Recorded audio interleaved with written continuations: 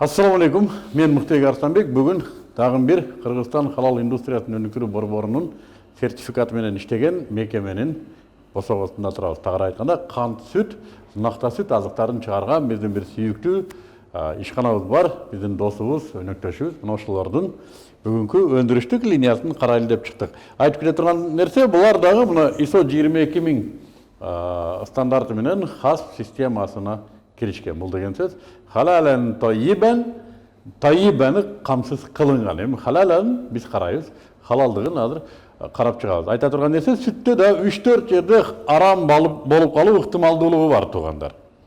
Сүттө да, сүт азыктарында да мейли айран болсун, йогурт болсун, быштак болсун, сыр болсун, кандай гана сүттөн чыккан азык болбосун, арам болуп калуу шариятка туура келбеген технологияларда чыгып калуу ыктымалдуулугу бар. Анын үстүнө бүгүнкү сүттөр мен коопсуздугун айтпай эле коеюн. Аябай кооптуу сүт азыктары бар. Ошондуктан бул ишкана мына ошол кооптуу жана шариятка туура эмес жерлердин бардыгын сыртка чыгарган. Жана алхамдулилlah биз бул азыкка ишенебиз жана ичебиз. Азыр эми мына ушул азыктар кандайча өндүрүлөт кызык болсо керек. Экинчиси каеринде арам болуп калышы мүмкүн эле. Ошону карап чыгабыз. Бизге азыр өндүрүштүк мастер Абдусамим жол көрсөтөт. Кеттик анда. Адаттагыдай эле биз кийингенбиз, маскалар, колкаптар, башыбызга кие турган бардыгы бул хас системасында тамак аш коопсуздугун талап кылган ишканалардын бардыгында ушундай абал. Санитардык кийимсиз киргенге болбойт. Азыр сүттү кабыл алуудан баштайбыз. Сүт каяктан келет, кандайча бул цехке кирет. Бүт бар жокто сүттүн жити келет. Азыр булардын бардыгына кайра кайтабыз. Биринчи сүттү каяктан кабыл алабыз, көрүп алалык. Сүттү кабыл алууда кандай талаптар бар, азыр көрөбүз. Мына кадимки эле өндүрүштөн келген сүт, туурабы, фермадан келген сүт. Биринчи лабораторияга берет. Лаборатория макул десе анан бияка коюлат. Демек, лабораториядан кагаз алып келет, уруксат. Анан бияка караңыздар, лабораторияда 2-3 момент бар. Биринчиден, лабораторияда малдын денесиндеги антибиотиктердин сүттө барбы жок ошо текшерилет. Эмнеге? Тилекке каршы акыркы кезде малдарды сүтүн көбөйтүү үчүн, же болбосо тоюмдуулугу үчүн, ден соолугу үчүн ар түрдүү вакциналар берилет. Бул катардагы көрүнүш. Бирок ошол вакциналардын өлчөмү адамдын денесине зыян бербеш керек. Ал дарылар, антибиотиктер сөзсүз малдын, уйдун денесинен сүткө өтөт. Мына ошол өткөн өлчөмү мына ошол лабораторияда текшерилет. Эгерде кайсыдыр бир фермадан келген сүттүн курамындагы антибиотиктин көрсөткүчү чоң болуп калса, ал сүт кабыл алынбайт. Аны булар кабыл албайт. Качан гана лаборатория ооба ошо уруксат берилген чегинде десе, уруксат берет, анан ошондон бул сүт жабдыктар аркылуу ушул жерге куюлат. Көрдүңөрбү, 2-3 эшиктен кирет. Бул жагы чийки зат болгондуктан өндүрүш менен контакт минималдуу болуш керек. Эми ар нерсе бар. Вирус кириши мүмкүн. Анын үстүнө бул тирүү зат да, сүт тирүү зат. Аба аркылуу, адамдар аркылуу ар кандай мунун даамын буза турган, же болбосо ачып кычуусуна таасир бере турган нерселер бияка кирип кетпеш керек. Бул өндүрүштө 2-3 азык чыгат, кефир чыгат, айран, быштак, йогурт, быштактын 10 түрү чыгат. И каймак. Каймак чыгат, майдын 5-6 түрү чыгат. И сыр. Сыр. Ошонун баардыгы ушул жерден башталат. Ошол жерден бөлүнүп баштайт. Бу жерден эмне чыгат? Бул бизде сепарат. Ал бизде сүттөр чогулганга чейин жумуш токтоп турат. Баарын чогултуп алып, андан кийин баштайбыз. Бул кадимки эле сепаратор. Сүт машина, мындай айтканда. Каймагын бөлөт, майын бөлөт, көк сүтү бөлөт. И жана тартылган сүт өзү кетет бияка. Бала кезде жанагы мынтип капкаган жалайт элек го каймак, ошол. Каймактар бар. Бул дагы сливки сыры, чийки сливки бул жакка түшөт. Каймагы. Андан кийин кайра бышырып бул И каймак бияка бышырылат. Пастеризация дегени жанагындай чийки заттагы ар түрдүү вирустар, козу карындар, койчу ар бир өлө турган нерселердин бардыгы ашыкча каймактын даамын бузган, балким зыян бере турган нерсенин бардыгы ошо пастеризацияда өлөт. Пастеризацияда бир коркунуч бар. Эгер ушул жерде температурасы көзөмөлгө алынбаса, кээ бир вирустар өлбөй калышы мүмкүн. Жана зыян болушу мүмкүн. Биз шариятта зыян болгон, адамдын денесине коркунуч алып келген нерселерди да карайбыз. Муну хас өзү да карайт. ISO 22000 да карайт. Бирок биз да карайбыз анын үстүнөн. Эмнеге? ар түрдүү нерсе бар. Эми жана карагандын үстүнө караса эч нерсе болбойт. Биздин да стандарттарыбыз ушул нерсени карайт да. Бул жакта чоң пастеризатор, ошолорду азыр көргөзөйүн. Бул мындан кийин дагы пастеризация кылат. Эки жолку Ошол пастеризация. жерден көргөзөйүн. Жанагы бышыктан бышпады дегенде бизде автоматта турат да. Эгер 75тен температурасы ылдый түшүп кетсе, ал автоматтык түрдө циркуляция болот. Биз запись жазып, Кайра кайтарып берет. кайра кайтарып берет. Эртең менен биз келип көрө алабыз. Аппаратчиктерди текшере алабыз. Бышырдыбы, бышырбадыбы дегенчи. Физически өтүп кетиши мүмкүн эмес. Анткени автомат кое бербейт. Өзү компьютер. Өзү компьютер. Бул пастеризация дегенде сүттү кайнатабыз го. Ошол. Демек булар эки жолу кайнатат экен. Кайнатканда да мына көрөбүз автоматтын негизинде. Автомат өзү көзөмөлдөйт экен. Жанагы сүттөрдү Майын бөлүп алгандан кийин ушул жерден нормализация кылып алабыз да. Сүт 3-2, 2-5 кылып. Андан кийин анан гомогенизатор, анан пастеризатор бар. гомогенизацияда эмне болот? Гомогенизатордун мунун пайдасы готовый продукттан үстүнө каймагы бөлүнүп калбайт да. Массага алып келет. Бирдей массага. Жана сывороткасы чыкпайт. Сыворотка чыкпайт. Каймагы бөлүнүп калбайт. Бир массага алып келип. Ооба. Температура пастеризация азыр жетип атат. Могун азыр биз 89га коюп койдук. Ушундан 75ке түшпөйт, ушунда турат автоматтык түрдө. Эгер түшүп кетчү болсо, автоматтык циркуляция болот. Кайра артка кайтарат, кайра кайнатып берет. Мына, Сүт кетип атат. мына сүт кайнап аткан сүт. Ар бир кадам, технологиялык кадам аябай көзөмөлдө турат. Бүт бардыгы мындай айтканда учетто, бардыгы эсепте. Бу жерде мына бөлүнөт. Сүт, кайнатылган сүт, каймак жана йогурт. Үчөөсүнүн технологиясы үч башка. Мына экинчи тарам аралашып кетүү коркунучу мына жерде. Караңыздар. Мисалы үчүн сметана болсун, же болбосо йогурт болсун, бу жерде уже көптүргүлөр кошулат. Жана көптүрө турган уюткулар кошулат. Уюткуда проблема бар. Эгер уютку адал болбосо, бүт продукция адал болуп эсептелбейт. Уютку маселеси бүгүнкү күндө өтө олуттуу маселе. Уюткуларды арам заттардан же арам жаныбарлардан алыш болот. Анткени ал арзан бүгүнкү күндө өтө көп. Биз сертификат берген мекемелерде уюткулары сөзсүз адал болушун талап кылабыз. Адал сертификаты бар уюткулар алып келинет. Анан мисалы үчүн йогуртта боек, башка даамдаткычтар, консерванттар кошулушу мүмкүн, башка өндүрүштөрдү. Алар да адал болуш керек. Өзгөчө боектор, мисалы үчүн йогуртта жана кызыл менен чыгат, бираз башка түстөр. Мына боектор да арам болушу мүмкүн. Бүгүнкү күндө арам боектор бар. Бул сүттөрдү биз ошолордун бардыгын карайбыз. Жана бул азыктардын ошо кошулмаларынын бардыгы мына ушул жерде кошутулуп, ушул жерде ачыйт, ушул жерде уюйт. Лабораторияга берип алалы. Лабораторияга барат кайра. Бул даяр продукция. Готовый продукция. Ассаламу алейкум. Кандай жигиттер? Так, бул лаборатория, бул даяр продукцияныкы, э? Бу жерде даяр продукция кандай, майлуулугу кандай чыкты? Тиги болсо выходной контроль, ал келип аткан сүттү кабыл алат.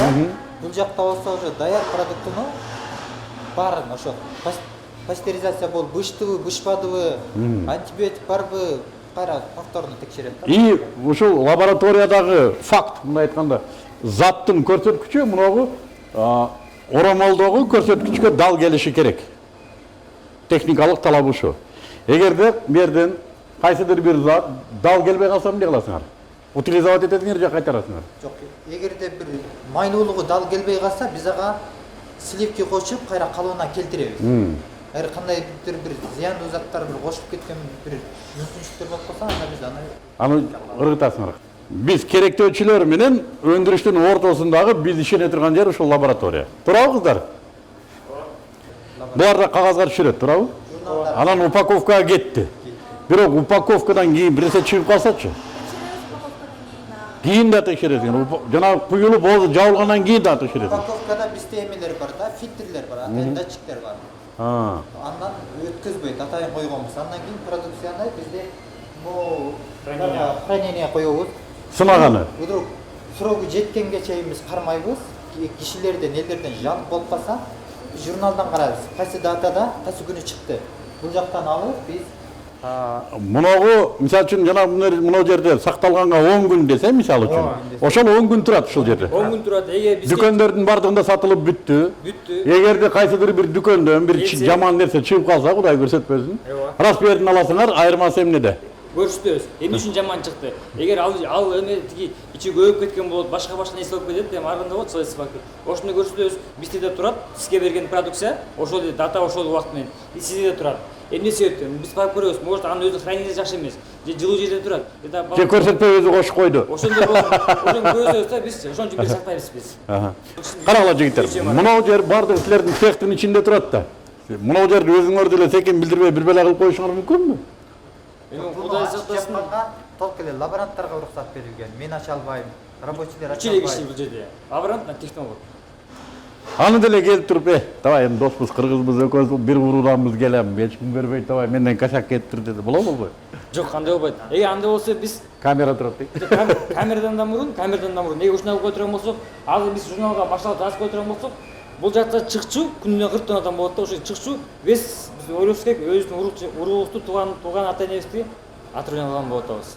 Өзүнүн элибизди. Өзүнүн элибизди. Келечек бизнес өлөт. Эгер мен мунун айлыгынан 100 сом же 500 сом ышрак болбосун деп муну жашырып жагып койсом, сырттагы элибизди, өзүбүздүн ата энебизди биз орга туушарган болобуз. Мына ошон үчүн өзүбүздүн жергиликтүү оокатты жеш керек дейбиз да, себеби өзүбүздүн балдар чыгарат да муну. Бизге күйө турган ушуларды.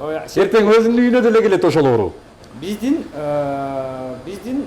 максатыбыз ошо клиенттин талабы биздин максат болуш керек.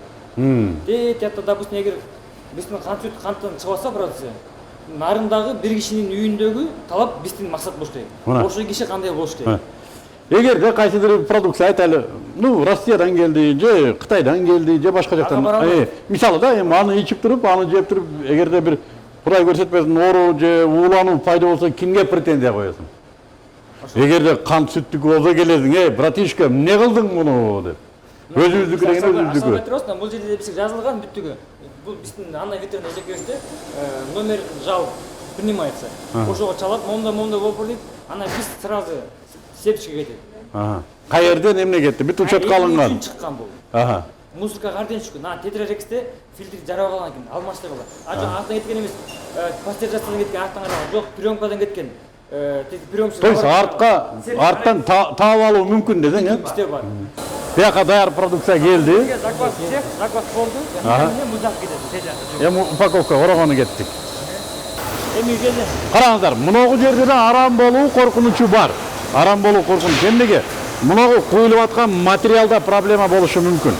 Себеби бул тамак менен түздөн-түз контактта болгондуктан мынагу суу кагазды, клейканы өндүрүүдө да адал сертификаты болушун биз талап кылабыз. Мунун өндүрүшүндө арам аралашуу ыктымалдуулугу бар. Спирт жана башка мындай шупкалуу нерселер мүмкүнчүлүгү бар да, биз айтып атпайбызбы? Чоң Россияда, Белоруссияда заводдорду бизди чакырат. Именно ошо түз контакттагы тамак аш менен түз контактта боло турган упаковкаларды биз халалдан өткөрөбүз. Эл аралык деңгээлде. Булардын мына упаковкасынын дагы сертификаты бар. Булар бияктан тышкарда сырттагы лабораториядан өтүш керек бул. Сырттагы көз карандысыз лабораториядан өтүш керек. Көрүңөр, мына кант сүттө биздин Кыргызстан халал индустриясынын өнүкүлүү борборунун логотипи турат. Ошол логотип биз ушундай текшерип, кепилдигибиз болгон үчүн беребиз. Караңыздар, могу эме тетрапак. Тетрапактын дагы тиги суу кагазда эле талабы болот. Тетрапакта да арам аралашуу, мына кагаздын өзүн өндүрүүдө арам аралашуу ыктымалы көп. Ошондон буларды да адал сертификат менен алышат. Мунун ичинде тамак аш менен түздөн-түз контакт болгон дагы бир чел кабыгы бар. Чел кабык ал зыян болбош керек адамдарга. Ушул дагы маселе. Мунун ичинде чел кабык тамак ашты коопсуз сактоого каралышы керек. Бул кагаздардын ичи мына сыртындагындай эмес, ичиндегиси башка. Кеттик дальше. Мына тетик жерде коробка жасап атат. Коробка келет экен, бияктан коюп чыгат экен. Алсак болобу? Бир өнү.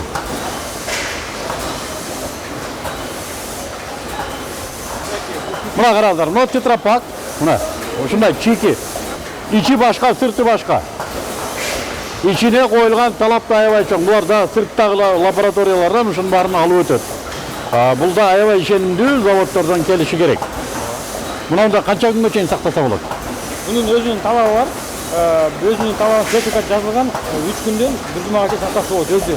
Бирок эгер ошо ашып кетсе кайра буга сүт кылган болбойт. Демек Bir жолго колдонууга. Ооба, бир жолго. Анан кээ бир сүттөр бар да 3 ай, 4 ай бузулбайт. Алар эмнеге? Эми ар бир технология өз секрети бар. Алардын өзүнүн бир кошулмалары бар. Жок, мен атын айткан жок. Ушундай сүттөр, мисалы четтен келген кошулар эмне? Искусственный сүтпү же бир нерсе кошулабы? Эмне аерде? Ал мен так мастер производство айтпайын, ал искусственный болушка мүмкүн, бирок экинчи жери жана 6 ай сакталган сүттөр, алар 150 градуска чейин бышат. Бышканда анын срогу ошого чейин чыдайт. Ал бирок анын ичиндеги зыяндуу, зыянсыз заттардын баары өлүп калат да. Ал болгон эле. Ал жолу ат эле сүт. Дары менен сактагандар да барбы? Консерванттарды кошуп салган. Ал болуш мүмкүн, бирок азыр бизде Кыргызстанда накта сүт кенен болгондуктан ага уже жетелеп Ага муктаждык жок. Может, Россия башка жактарда может. Бизде муктаж. Көрдүкү сүттө проблема. Bunu biz айтып кетсе, азыр эгер биз ат колдонбодук, буну биз бияка бербейбиз да. Уже эме кетти, мучурага. Мына биз кармап койгонубуз үчүн биз ушул заводко, ушул цехке 2 упаковка зыян келтирдик деп кой. Мына бияктан коробка жасалып атат. И берден дароо куюлуп, оозу жабылып, Спайк болуп, датировка басылып, номеру. да числосун да берен терип коесуңар. Бул сүттөр пастеризациядан өткөндөн кийин ёмкөсү куйулат. Ошол боюнча линия менен келип туруп ачылбайт. Только клиенттин гана колунан ачылат да, бүт. Ал сүттү приемкадан кийин эч ким көрбөйт экен да. Эч ким көрбөйт. Көрдүңөрбү, жанагы фермадан алып келип, лабораториядан уруксат алгандан кийин коюлду чоң ёмкөскө, чоң идишке. Ошол жерден баштап үйдө гана ошол сүттү көрөт экен. Мына караңыздар. Морозильный камерада туруш керек, минус 18-те туруш керек. Мына уютку, муну өзүнчө кайрадан жанагынтип аралаштырып, кондицияга жеткирип, грамм менен ошол жерден таразадан өтүп, эсептелип, каралып, анан кийин кетет. Хансендики. Хансендин адал сертификаты бар. Швейцариядан келет. Сметананыкы, йогурттуку, мына уюткулар. Биз адал өндүрүштөрдү текшергенде мына ушулардын баардыгын карайбыз. Журналда барбы? Ошону алып атабы же бизге көрсөтүшчү эле коюп койдубу муну? Башка Кытайдан алып ийип атабы? Жок, ушу келген партия канча өндүрүшкө жетет, канча тоннага жете турган алынган келишимдер бүт каралып туруп, анан ушун менен кылынып атат экен деп ишеним пайда болот. Мынакей караңыздар. Кандай шарттарда каралат? Ушунун баардыгы протокол менен чыгарылат, протокол менен кайра калынат. Мынакей инамик, солнечный закат. Мынагу боек. Боек адал болушу керек.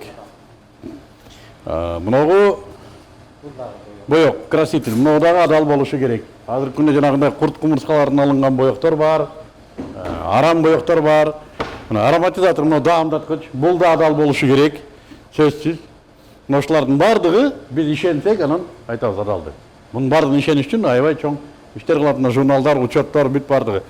Мына жерде бүт учет менен кетет, мына караңыздар. Бүт текшерилет. Башка жактан келбейби. То есть буларды бизден тышкары деле хас системасы өзү жолго койгон. И биз адалдын да линиясын карайбыз. Мына кайсыл жерде кандай кетти, башка нерсе кошулган жокпу. Мына ушундай. Мына биякта даяр продукция. Ушулардын баары дүкөнгө кетет. Мына ушундай.